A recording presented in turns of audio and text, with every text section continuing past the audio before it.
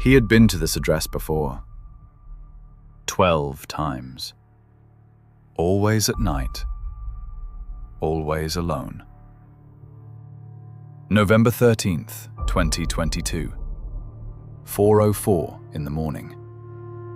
A white car rolls down a quiet residential street in Moscow, Idaho. This time, it doesn't drive away.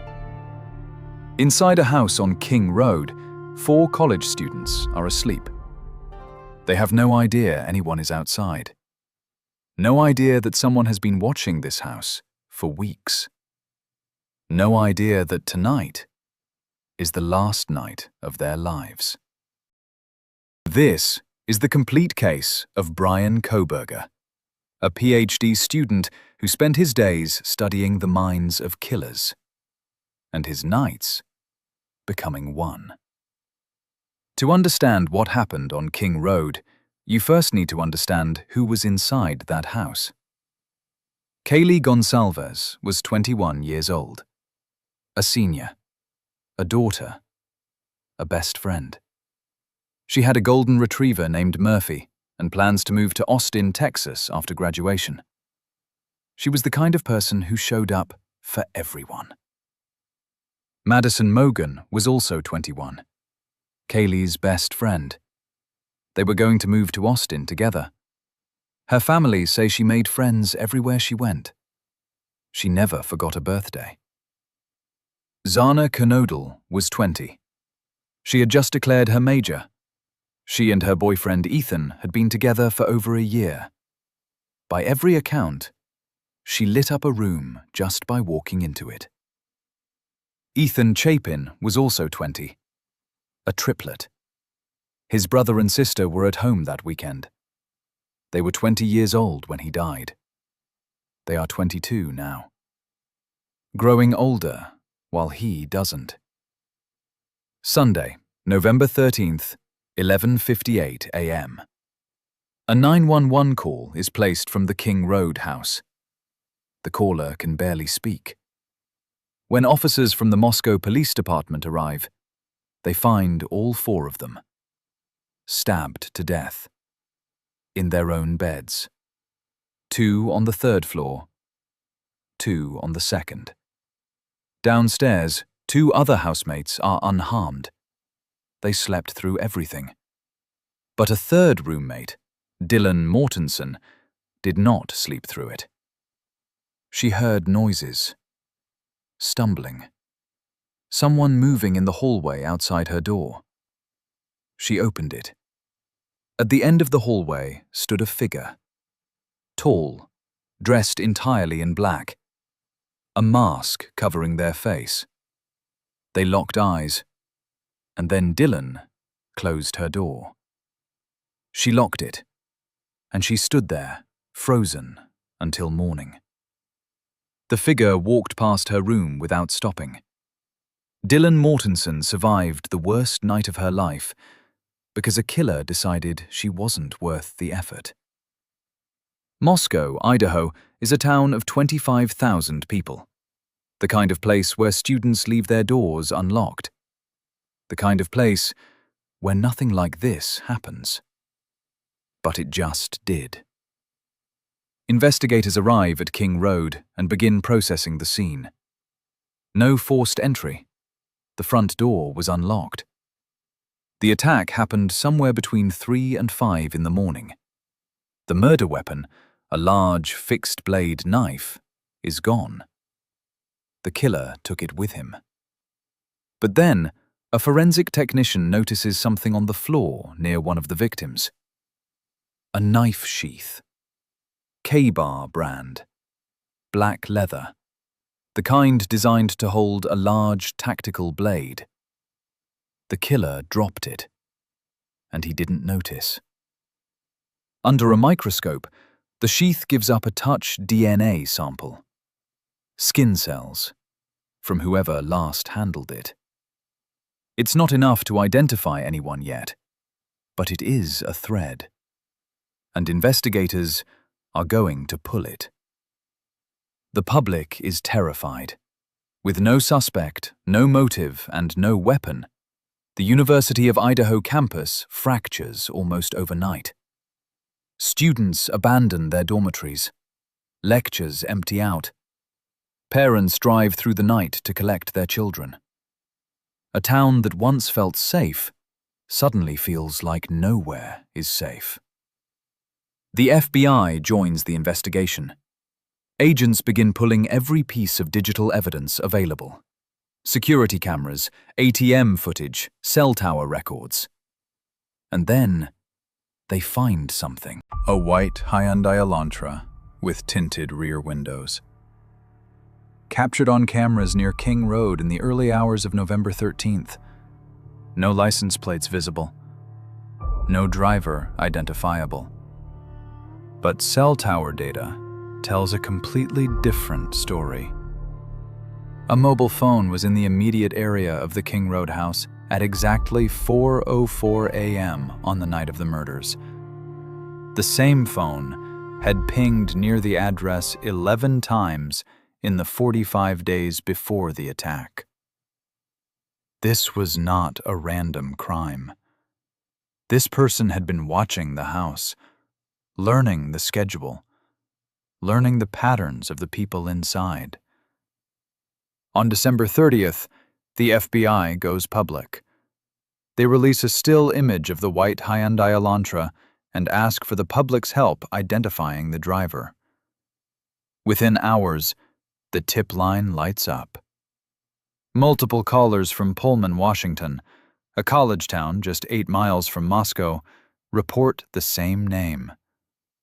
They know who drives that car. Bryan Kohberger is 28 years old. He is a PhD candidate at Washington State University in Pullman, 8 miles from King Road. 8 miles from where 4 people were just murdered in their beds. His field of study is criminology. Specifically, what psychological and social factors drive a person toward violent crime, what the academic literature calls the etiology of violence, the inner world of the offender. He had previously sent direct messages to sorority women across multiple universities, asking them to describe their experience of being approached by men they did not know. He told them he was conducting academic research, that he was collecting data for a survey on social interactions. His professors had no reason to doubt him. But his personal devices told a completely different story. In the months before November 13th, Kohberger had been researching large tactical knives online. He had visited websites that listed the home addresses of University of Idaho students. He had studied, in meticulous detail, how forensic investigators reconstruct crime scenes from physical evidence. He was using everything his PhD was teaching him, not to understand crime, to commit it. He drove a white Hyundai Elantra with tinted rear windows. Bryan Kohberger had not always been the person investigators were now hunting. He grew up in Pennsylvania. People who knew him describe a boy who was awkward, quiet, and deeply isolated. In school, he was bullied. In his early 20s, by his own admission in online forums, he was profoundly lonely. And then, something shifted. He lost over 100 pounds. He remade his appearance.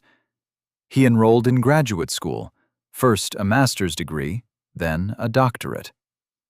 On the surface, he seemed like a man who had rebuilt himself, found his purpose. But underneath, nothing had changed.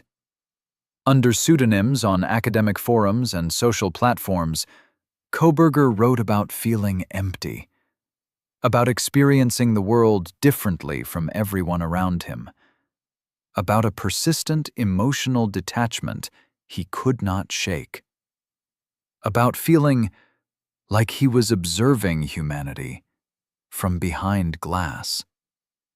In the months before the murders, his search history recorded the following: how investigators use cell data to reconstruct a suspect's movements, knife maintenance and blade care, the psychology of sadism, how to clean biological trace evidence from a vehicle interior.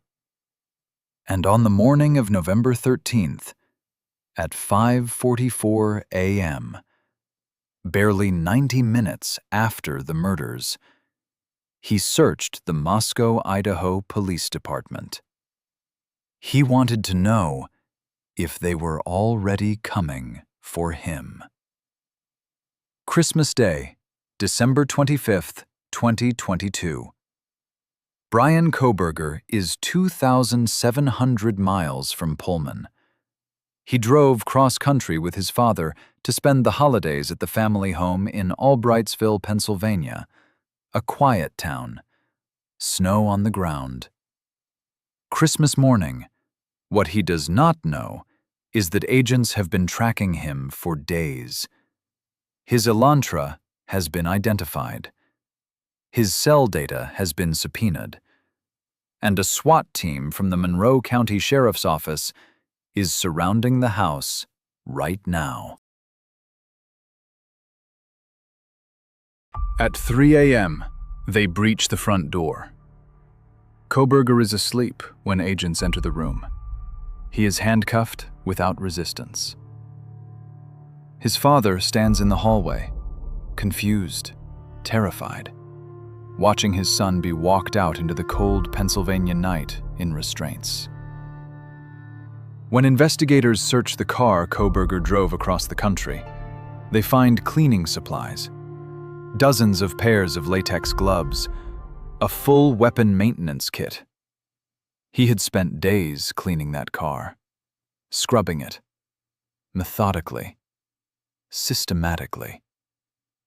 And still, he didn't get everything. Kohberger is extradited to Idaho, and as investigators assemble their case, the evidence becomes overwhelming. The knife sheath.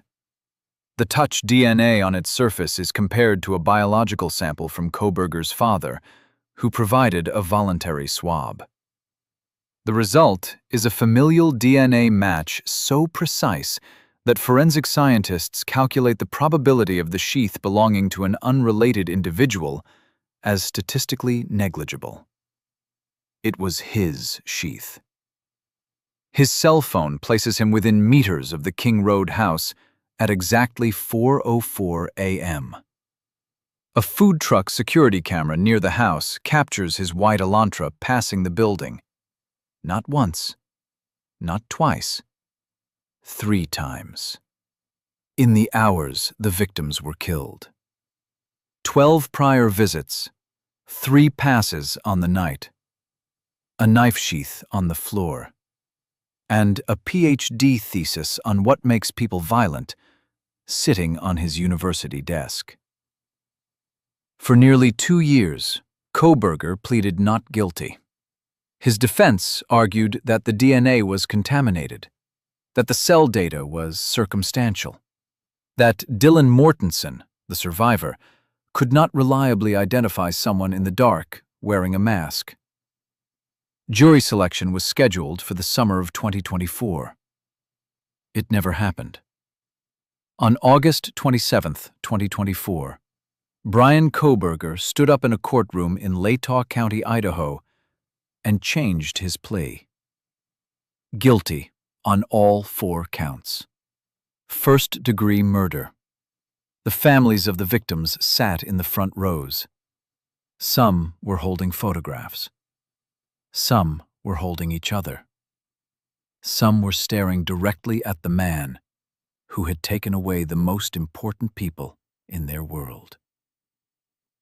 Bryan Kohberger was sentenced to 4 consecutive life terms without the possibility of parole.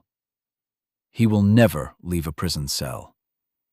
He is 30 years old. Before we close, it's worth saying their names again, not as entries in a case file, as people. Kaylee Goncalves had a dog named Murphy who she adored.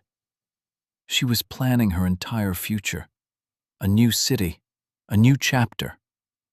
Her friends say she was the kind of person who never let you face something alone. Madison Mogen was going to be right there beside her. Best friends, making plans together the way only best friends do. Her family say she brought warmth into every room she entered. Xana Kernodle had just figured out what she wanted to study. She and Ethan were building something together, something real, the kind of love that makes people optimistic about the future. Ethan Chapin has 2 siblings who sat in that courtroom and listened to a guilty plea.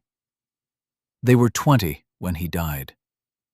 They are 22 now. The world keeps moving, even when you need it to stop. Dylan Mortensen, the woman who opened her door that night, gave a victim impact statement at sentencing. She said she cannot sleep without the lights on anymore. She said she replays that hallway every single night. She said, "I wish I could tell you I was brave. I wasn't. I was frozen. No one should have to carry that." The King Road house was demolished in December 2023. The university paid to have it torn down. Students had stopped walking past it. Flowers and candles gathered outside for months. The lot is empty now. But the question this case leaves behind, the one that no criminology degree can answer, is the one Bryan Kohberger himself was supposedly studying. What makes a person capable of this?